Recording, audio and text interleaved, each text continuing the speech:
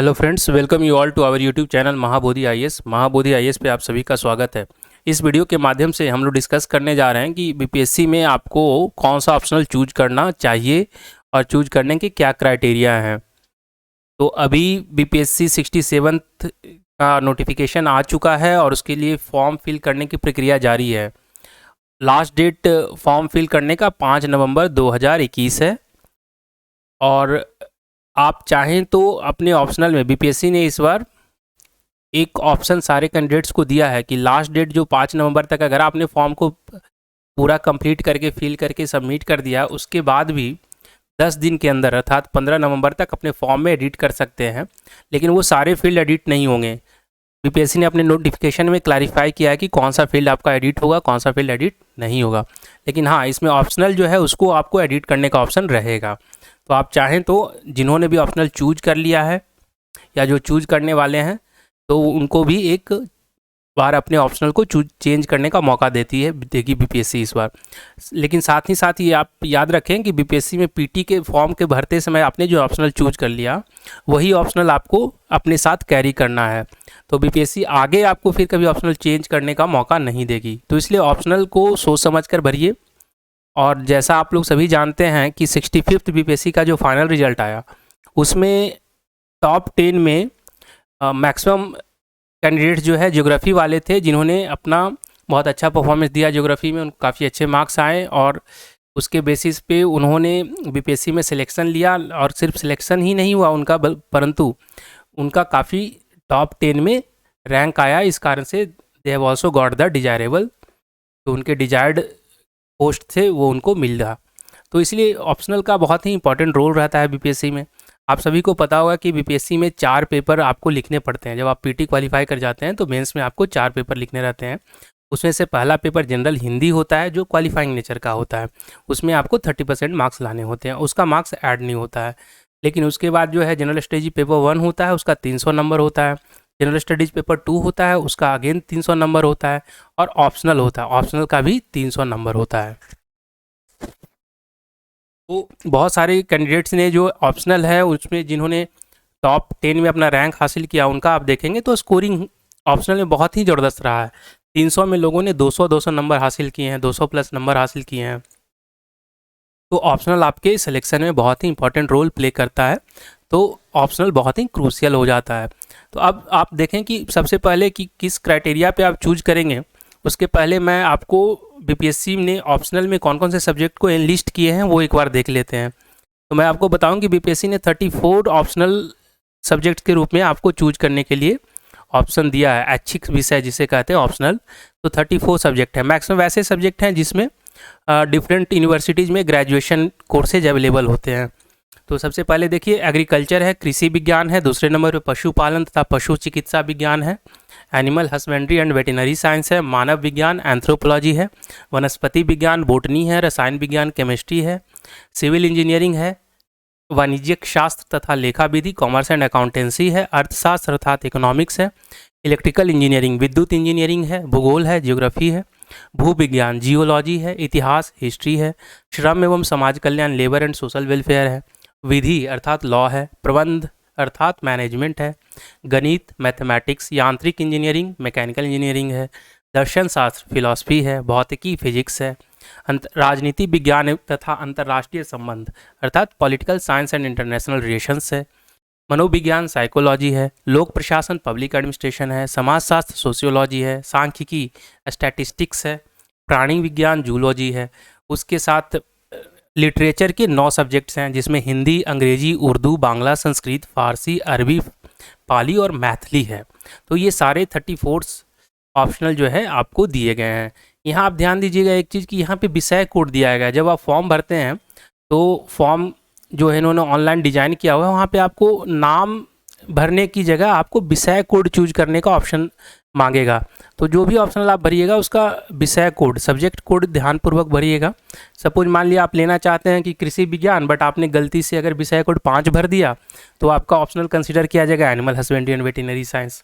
तो ये सब मिस्टेक जनरली लोग नहीं करते हैं, but you should be careful while filling the form. तो ये बातें हो गई।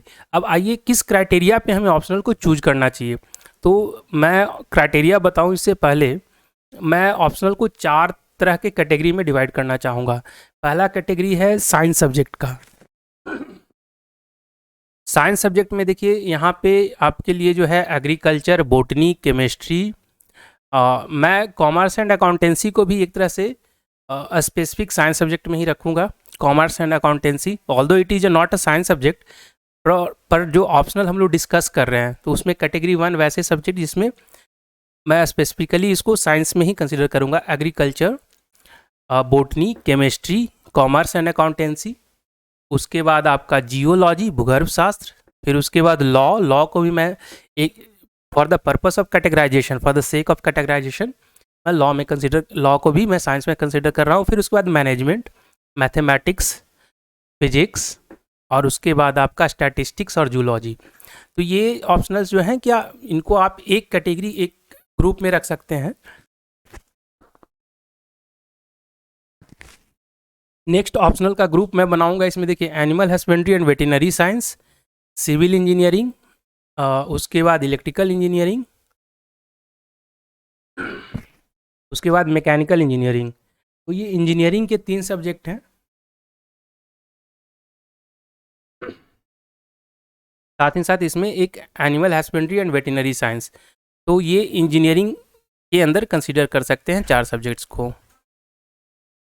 उसके बाद जो नेक्स्ट कैटेगरी आप क्रिएट करेंगे इसके अंदर for the division of optional, तो ये तीसरा कैटेगरी हो जाएगा लैंग्वेज एंड लिटरेचर का। इसमें 9 लैंग्वेज एंड लिटरेचर दिए हुए हैं, जिसमें Hindi, English, Urdu, Bangla, Sanskrit, Persian, Arabic, Pali और मैथिली। और लास्ट है वो है ह्यूमैनिटी सब्जेक्ट। ह्यूमैनिटी सब्जेक्ट में देखिए क्या क्या ऑप्शनल है। मानव विज्ञान, एंथ्रोपोलॉजी, उसके बाद है आपका अर्थशास्त्र, इकोनॉमिक्स, भूगोल, जियोग्राफी, इतिहास, हिस्ट्री, श्रम एवं समाज कल्याण, लेबर एंड सोशल वेलफेयर। उसके बाद आपका यहाँ पे नेक्स्ट ऑप्शनल है दर्शन शास्त्र, फिलॉसफी, राजनीति विज्ञान एवं अंतर्राष्ट्रीय संबंध, political science and international relations, मनोविज्ञान, साइकोलॉजी। फिर लोक प्रशासन, पब्लिक एडमिनिस्ट्रेशन, समाजशास्त्र, सोशियोलॉजी। तो ये ऑप्शनल चौथे कैटेगरी का ह्यूमैनिटीज़ का है। अब देखिए किसको कौन सा ऑप्शनल लेना चाहिए। तो सबसे इम्पॉर्टेंट जो क्राइटेरिया जिसके बेसिस पे आपको ऑप्शनल चूज करना चाहिए वह है कि आपने ग्रेजुएशन में कौन से सब्जेक्ट में पढ़ाई की है। तो मैं इसमें यहाँ पे स्पेसिफिकली रिकमेंड करूँगा कैटेगरी 1, अर्थात जो साइंस सब्जेक्ट वाले सब्जेक्ट हैं उनके अलावा जो सेकेंड कैटेगरी है, इंजीनियरिंग कैटेगरी जो मैंने डिफाइन किया है, जिसके अंदर animal husbandry and veterinary science है, सिविल, मैकेनिकल और इलेक्ट्रिकल इंजीनियरिंग है। और साथ ही साथ इसमें आप जो है मैनेजमेंट और लॉ को भी कंसीडर कर लीजिए। तो animal husbandry, civil engineering, mechanical engineering, commerce and accountancy, electrical engineering और मैनेजमेंट और लॉ, ये सब्जेक्ट ऐसे सब्जेक्ट हैं जहाँ पे मेरा ओपिनियन ये है कि अगर आपने ग्रेजुएशन इन सब्जेक्ट्स में किया है और आपने अपने सब्जेक्ट पे आपका अच्छा कमांड है, अच्छा पकड़ है, तो आप निश्चित तौर पे इसी को ऑप्शनल के रूप में रखें। अगर आप रिसेंटली पास आउट हैं, अभी ग्रेजुएशन आपने 2-3 साल पहले तक किया है, आप अपने ग्रेजुएशन के सब्जेक्ट से टच में रहे हैं, कॉम्पिटिटिव एग्जामिनेशन की तैयारी अपने ग्रेजुएशन के सब्जेक्ट के साथ कर रहे हैं, निश्चित तौर पर आप इंजीनियरिंग सब्जेक्ट को लें, आप कॉमर्स को लें, एनिमल हस्बेंड्री को लें, आप मैनेजमेंट को लें, लॉ को लें। ये काफ़ी स्कोरिंग हो जाएगा आपको जैसे मैकेनिकल इंजीनियरिंग है तो सिविल इंजीनियरिंग है, इलेक्ट्रिकल इंजीनियरिंग है, साथ ही साथ कॉमर्स एंड अकाउंटेंसी है, animal husbandry and veterinary science है। तो इसमें आपको ऑप्शनल जब आप चूज करेंगे इवन, तो नॉट ओनली कि आपको मेंस में आपको फ़ायदा होगा, बल्कि आपको जो है इंटरव्यू में भी फ़ायदा होगा, क्योंकि आपको अलग सब्जेक्ट नहीं पढ़ना पड़ेगा। आपने जो अपने ग्रेजुएशन लेवल पे पढ़ा है उसी से आपसे क्वेश्चंस इंटरव्यू में पूछे जाएंगे, तो वहाँ भी आपको एडवांटेज मिलेगा। लेकिन हाँ, यहाँ पे एक कंडीशन ये है कि वैसे सब्जेक्ट, चूँकि आज बड़े मास लेवल पे लोग इंजीनियरिंग करते हैं, तो उस केस में मैं वैसे ग्रेजुएट जो हैं तो इंजीनियरिंग में ग्रेजुएशन जिन्होंने किया हुआ है, लेकिन वो आउट ऑफ द अपने जो बुक हैं या फिर ग्रेजुएशन के सब्जेक्ट से आउट ऑफ टच हो गए हैं, बहुत सारे लोग हैं जो 4-5 साल जॉब कर चुके हैं, तो निश्चित तौर से फिर उनके पास वो इंजीनियरिंग ग्रेजुएशन होने के बावजूद इंजीनियरिंग ग्रेजुएशन के सब्जेक्ट को एज एन ऑप्शनल चूज करने का ऑप्शन नहीं रह जाता है, क्योंकि इंजीनियरिंग सब्जेक्ट आपको कंटिन्यूअस प्रैक्टिस और कंटिन्यूअस टच में रहना, रिवीजन का डिमांड करता है। तो वैसे कैंडिडेट्स जिन्होंने इंजीनियरिंग ग्रेजुएशन करने के बाद 4-5 साल जॉब किया है या आउट ऑफ टच हैं अपने बुक से, तो उनको फिर मैं सजेस्ट नहीं करूँगा कि वो इंजीनियरिंग ऑप्शनल चूज करें। लेकिन हाँ, आपको मैं बता दूं कि अभी जैसे 65th बीपीएससी में जो सेकेंड टॉपर रही हैं, तो उनका ऑप्शनल सिविल इंजीनियरिंग था। उन्होंने अपने सिविल इंजीनियरिंग से ही बहुत अच्छा परफॉर्मेंस दिया है और वो टॉप सेकेंड रैंक हासिल किए हैं। सिमिलरली एक और सिविल इंजीनियरिंग के कैंडिडेट से जिनका लास्ट जो सिलेक्शन हुआ था, शायद उसमें उनको 64th में भी उनका सिलेक्शन हुआ था, उसमें उनको रेवेन्यू मिला था जहाँ तक मेरी अंडरस्टैंडिंग है, लेकिन इस बार उन्होंने टॉप 10 में अपना रैंक सिक्योर किया है। तो civil engineering, electrical, mechanical engineerings में आपको बहुत अच्छे स्कोर आ जाएंगे अगर आपका कमांड है सब्जेक्ट पे। सिमिलरली मैनेजमेंट लॉ में भी वो सेम चीज़ कंडीशंस अप्लाई होता है, अगर animal husbandry and veterinary science में भी होता है। सिर्फ यही एक कंडीशन है कि आप अपने ऑप्शनल से टच में रहे हैं, आपका ऑप्शनल के ऊपर कमांड है। उसके बाद अगर आपके पास कमांड नहीं है तो फिर आपके पास ऑप्शनल है, ऑप्शनल के रूप में फिर और भी दूसरे ऑप्शंस जो हैं दिए हुए सब्जेक्ट लिस्टेड हैं यहाँ पे, उनको चूज करने का ऑप्शन है। तो आप सेकेंड में फिर जो है ग्रेजुएशन में साइंस सब्जेक्ट को चूज कर सकते हैं या ह्यूमैनिटीज़ वाले सब्जेक्ट को चूज कर सकते हैं। और जो इंजीनियरिंग वाले कैंडिडेट्स हैं तो वो साइंस में तो बोटनी और जूलॉजी चूज नहीं करेंगे, उनके पास ऑप्शन बचता है मैथमेटिक्स, फिजिक्स और स्टैटिस्टिक्स। तो ये एक ऑप्शन हो सकता है, या तो आप इंजीनियरिंग में अगर हैं तो अपने इंजीनियरिंग सब्जेक्ट को छोड़ के स्टैटिस्टिक्स, मैथमेटिक्स या फिजिक्स, इन तीनों को चूज कर सकते हैं। अब नेक्स्ट ऑप्शनल जो ग्रुपिंग है वो साइंस वालों का है। तो साइंस में मैं देखिए यहाँ पे एग्रीकल्चर, बोटनी, केमिस्ट्री, इवन मैं इसी कैटेगरी में इकोनॉमिक्स वाले को भी रखूँगा, लेकिन आप इकोनॉमिक्स छोड़ दीजिए, commerce and accountancy, agriculture, botany, chemistry, commerce and accountancy, उसके बाद जियोलॉजी, भूगर्भ शास्त्र, और फिर उसके बाद देखिए आपका जूलॉजी। ये सब ऐसे ऑप्शनल हैं। इवन स्टैटिस्टिक्स को भी उसी ऑप्शनल के रूप में रखिए कि अगर आपने ग्रेजुएशन इन सब्जेक्ट्स में किया है तो निश्चित तौर पे आपको ये साइंस सब्जेक्ट के रूप में ऑप्शनल रखना चाहिए, क्योंकि ये बहुत ही अच्छा स्कोरिंग आपको दिलाएगा। पिछले मार्क्स एनालिसिस अगर आप देखेंगे तो जिन्होंने भी इस टाइप के साइंस सब्जेक्ट को लिया है और जिन्होंने अच्छा परफॉर्म किया है तो उनको अच्छा नंबर आया है, they have got good ranks in the BPSC also. तो अगर आपका ग्रेजुएशन इन साइंस सब्जेक्ट्स में है तो आप इन ऑप्शनल को चूज कर सकते हैं। उसके बाद नेक्स्ट जो वैसे कैंडिडेट जिन्होंने, मैंने पहले बताया कि जिन्होंने इंजीनियरिंग किया है, वो स्टैटिस्टिक्स, मैथमेटिक्स और फिजिक्स, इन तीनों ऑप्शनल को कंसीडर कर सकते हैं रखने के लिए। लेकिन सबसे इंपॉर्टेंट क्राइटेरिया होना चाहिए यहाँ पे ग्रेजुएशन के बाद, जो सेकेंड क्राइटेरिया होना चाहिए कि आपके पास गाइडेंस कितना अवेलेबल है। आप टीचर्स को जानते हैं जो आपको गाइड कर सके, कोचिंग मटेरियल को अवेलेबिलिटी आपके पास कितनी है, तो इन सब फैक्टर्स को भी आपको देखना रहता है। तो ऑप्शनल जब आप चूज करते हैं तो सबसे पहले तो आपका ग्रेजुएशन सब्जेक्ट हो गया, दूसरा availability of guidance in terms of personal guidance और in terms of availability of materials, notes. तो ये तीन फैक्टर बहुत इंपॉर्टेंट है। और चौथा फैक्टर होता है आपका इंटरेस्ट एरिया। तो इंटरेस्ट एरिया बेसिकली मुझे जो लगता है कि अगर आप इंजीनियरिंग सब्जेक्ट से किए हुए हैं, ग्रेजुएशन सब्जेक्ट से, कि साइंस में ग्रेजुएशन है आपका, तो आप निश्चित तौर पे साइंस और इंजीनियरिंग वाले सब्जेक्ट के प्रति आपका पहले से बेटर एक्विटेंस होगा, तो आप चीज़ों को समझते होंगे, तो ऑटोमेटिकली वो एप्टीट्यूड क्रिएट हो जाता है।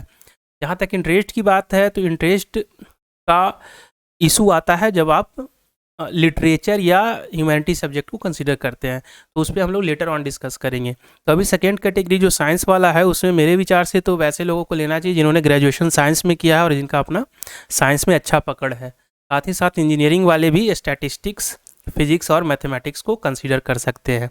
अब मान लें कि मैं एक इंजीनियरिंग ग्रेजुएट हूँ और मैं लॉ या मैनेजमेंट को चूज कर लिया, तो निश्चित तौर पे मैं तो बिल्कुल कोई भी जो ऐसा है वो लॉ और मैनेजमेंट अगर चूज कर लेता है इंजीनियरिंग करने के बाद, तो उसको बिल्कुल सारी चीज़ें शुरू से भी they have to start it from the scratch. कितना टाइम टेकिंग हो जाएगा और इनका सिलेबस कितना वास्ट होता है, आपको पता ही है, लॉ और मैनेजमेंट। तो वैसे लोग इसमें शायद फिर वो सक्सेस ना कर पाएँ। लेकिन अगर आप इंजीनियरिंग ग्रेजुएट हैं और मैथमेटिक्स, स्टैटिस्टिक्स और फिजिक्स लेते हैं, तो वहाँ पे आपको जो है कुछ पोर्शन तो आप पहले ही पढ़े रहते हैं और कुछ आपको गाइडेंस के माध्यम से मिल जाएगा।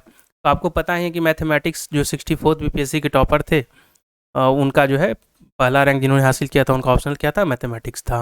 स्टैटिस्टिक्स ने भी अच्छा परफॉर्मेंस दिया है।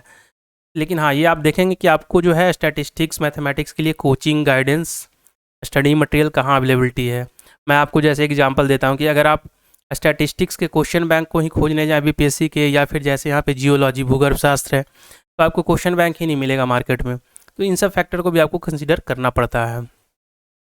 नेक्स्ट ग्रुपिंग है जिसको मैं कहूँगा लिटरेचर। तो लिटरेचर में देखिए, हिंदी और अंग्रेजी तो कॉमन है।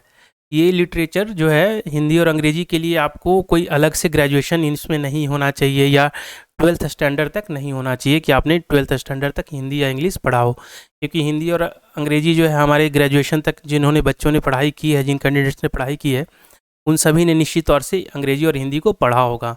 तो लिखने और समझने में तो कोई दिक्कत नहीं होगी। और बाकी जो उर्दू, बांग्ला, संस्कृत, पर्शियन, अरबिक, पाली, मैथिली,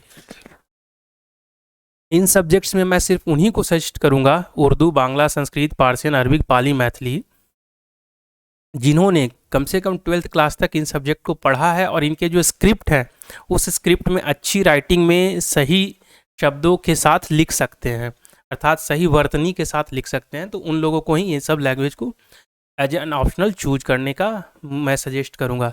जहाँ तक हिंदी और इंग्लिश की बात है तो आप चूज कर सकते हैं, अगर, क्योंकि हिंदी लैंग्वेज और लिटरेचर में गाइडेंस अवेलेबल है आपको। मुझे लगता है कि पटना में मिल जाएगा और दिल्ली में तो प्रचुर मात्रा में है।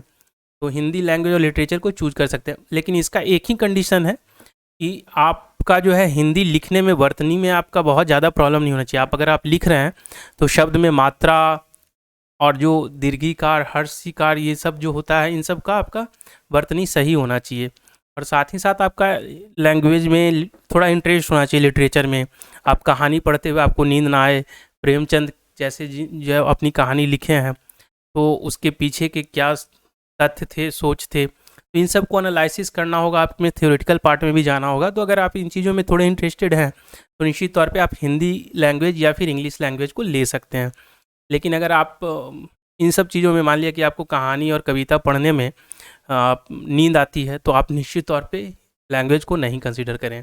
अदरवाइज हिंदी लैंग्वेज का आप देखेंगे तो स्कोरिंग ठीक ठाक रहा है, दे हैव परफॉर्म्ड एवरेज से तो बेटर रहा है इनका।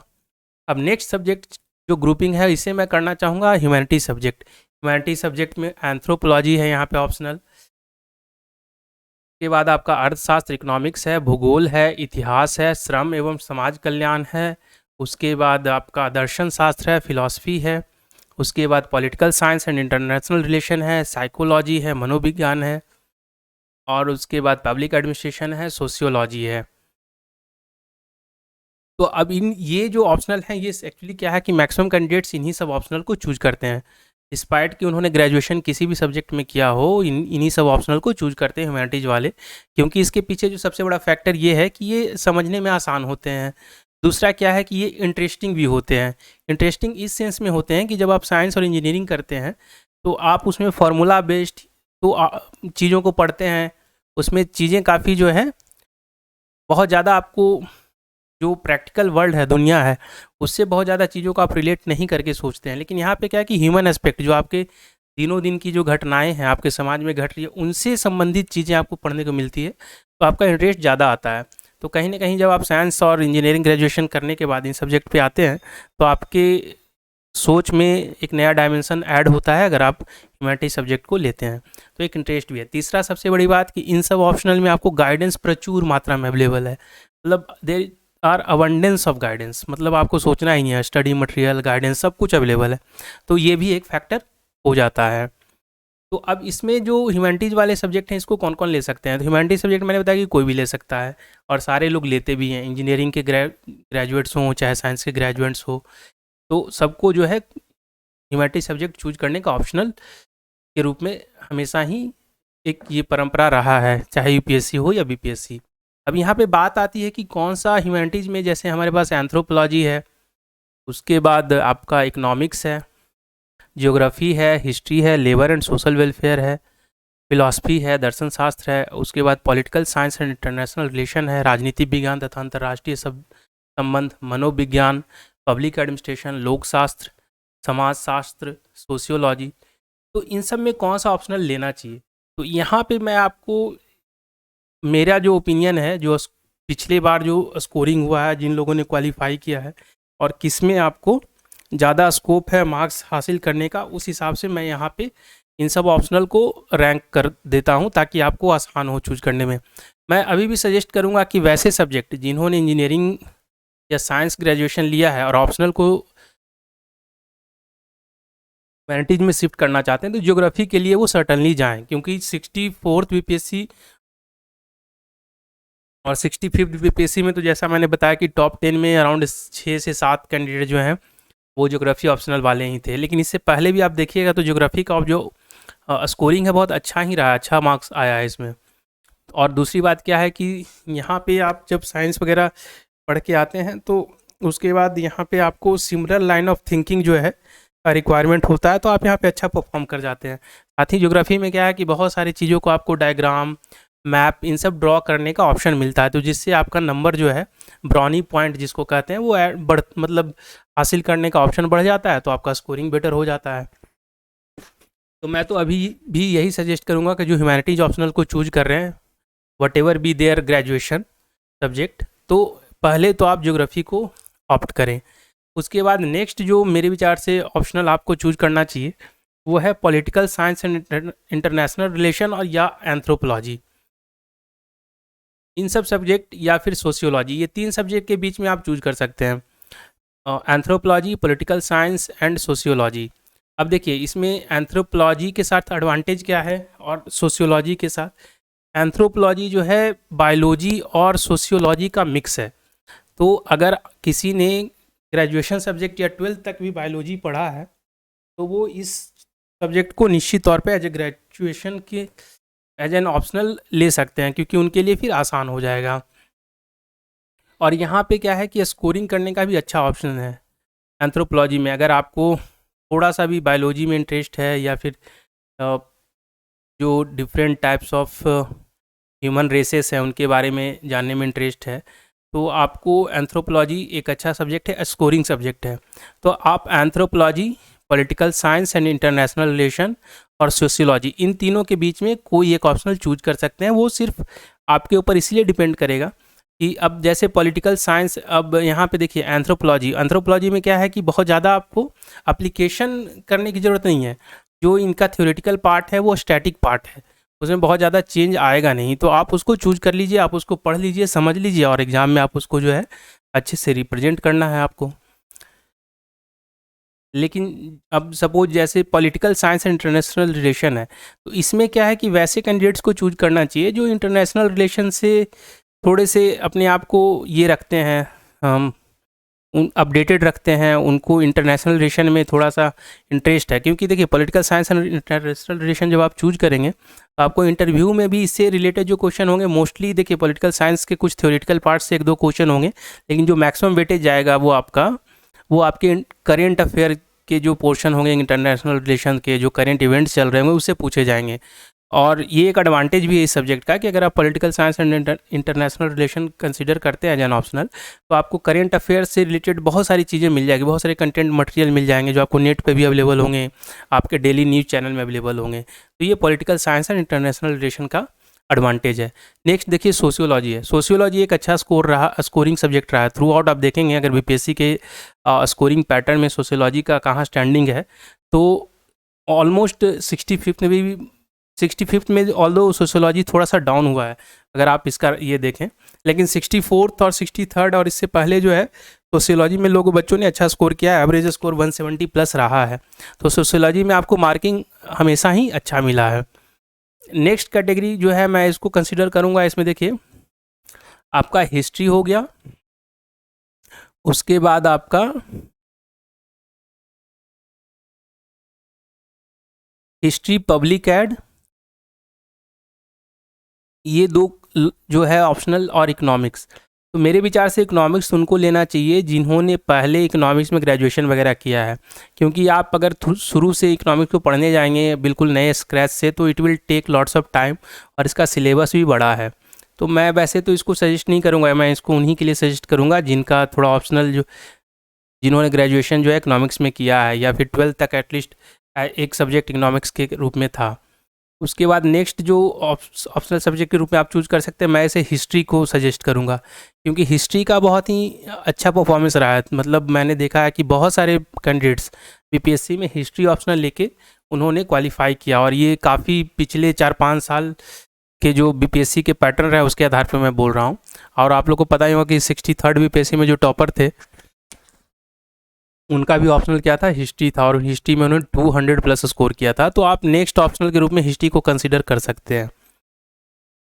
पहला जो ग्रुपिंग है एंथ्रोपोलॉजी, जियोग्राफी और political science and international relation और सोशियोलॉजी, इसी में आप हिस्ट्री को भी चौथे ऑप्शन के रूप में देख सकते हैं कि आपका क्या इंटरेस्ट है। अगर आपको हिस्ट्री में इंटरेस्ट है तो निश्चित तौर पर जो पहला ग्रुपिंग मैं बता रहा हूँ, anthropology, geography, political science and international relation, sociology, इसी में आप हिस्ट्री को भी कंसीडर कर सकते हैं। तो ये इन सब का क्या है कि स्कोरिंग पैटर्न ठीक रहा है, हमेशा अच्छा स्कोर मिला है बीपीएससी में और लोगों ने अच्छे रैंक हासिल किए हैं। बस ये आपका पर्सनल ये हो जाएगा, चॉइस हो जाएगा कि आपको कौन सा सब्जेक्ट पढ़ना पसंद है। अब इसके बाद देखिए सोशियोलॉजी के साथ क्या एडवांटेज डिसएडवांटेज है। सोशियोलॉजी बेसिकली बहुत ही डायनेमिक होता है, इसमें जो आपका करेंट इवेंट्स वगैरह है, सब सोसाइटी में जो घट रही घटनाएं हैं उसके बारे में लिखना है, और कुछ पोर्शन इसका स्टैटिक्स होता है, वो काफ़ी जो है स्टैटिक रहता है।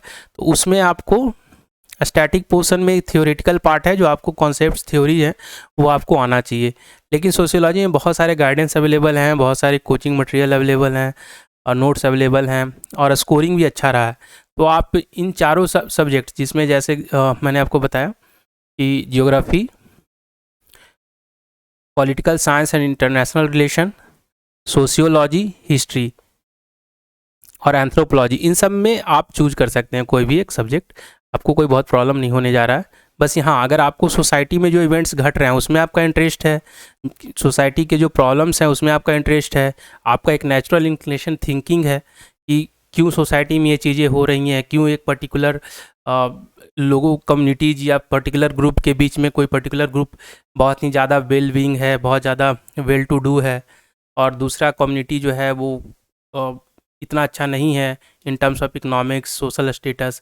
तो ये सब चीज़ें अगर आपके दिमाग में हमेशा चलती हैं, इन सब चीज़ों के बारे में आप सोचते हैं, तो सोशियोलॉजी आपके लिए बहुत ही अच्छा ऑप्शनल है, फिर आप बढ़िया स्कोर कीजिएगा। अगर आपको पॉलिटिकल साइंस में या फिर इंटरनेशनल रिलेशन में बहुत इंटरेस्ट है, आप इसके बारे में बहुत इंटरेस्टेड रहते हैं, क्यों किस तरह की, जैसे कि चाइना का आज इतना ज़्यादा जो है डोमिनेंट हो चुका है चाइना, तो इन सब चीज़ों पे आप सोचते हैं, बहुत सारे इंटरनेशनल इवेंट्स हैं, तब आप फिर इंटरनेशनल रिलेशन को कंसिडर कीजिए। अगर आपका ग्रेजुएशन सब्जेक्ट बायोलॉजी रहा है और आपको थोड़ा सा बायोलॉजी के साथ साथ सोसाइटी के बारे में भी, जैसे सोशियोलॉजिकल थिंकिंग कहीं ना कहीं आपके दिमाग में है, इन सब का मिक्स है, तो आप एंथ्रोपोलॉजी को कंसिडर कीजिए। और अगर आपका हिस्ट्री में इंटरेस्ट है, आप हिस्टोरिकल चीज़ों को पसंद करते हैं, तो निश्चित तौर पे अगर आपका हिस्ट्री बहुत अच्छा लगता है, बहुत सारे लोगों को हिस्ट्री जो है जस्ट लाइक अ नॉवेल लगता है, एक स्टोरी के रूप में लगता है, वो बिल्कुल उसमें घुस जाते हैं, तो वैसे लोगों को निश्चित तौर पे हिस्ट्री पे जाना चाहिए, क्योंकि इसने हिस्ट्री ने अच्छा परफॉर्मेंस दिया है, इसका स्कोरिंग पैटर्न काफ़ी अच्छा रहा है।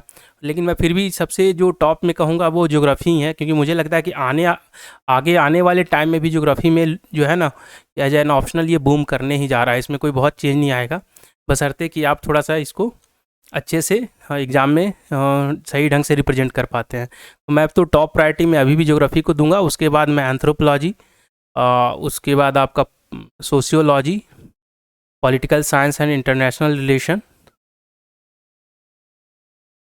इन सब सब्जेक्ट को आप अपने हिसाब से चूज कर सकते हैं। मैंने आपको बता दिया एडवांटेज डिसएडवांटेज।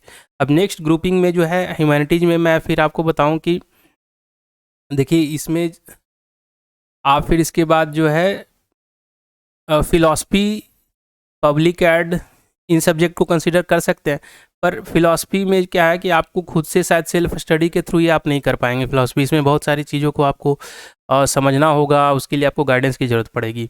तो आप फिलॉसफी को मेरे ख्याल से पब्लिक एड के बाद कंसिडर कर सकते हैं।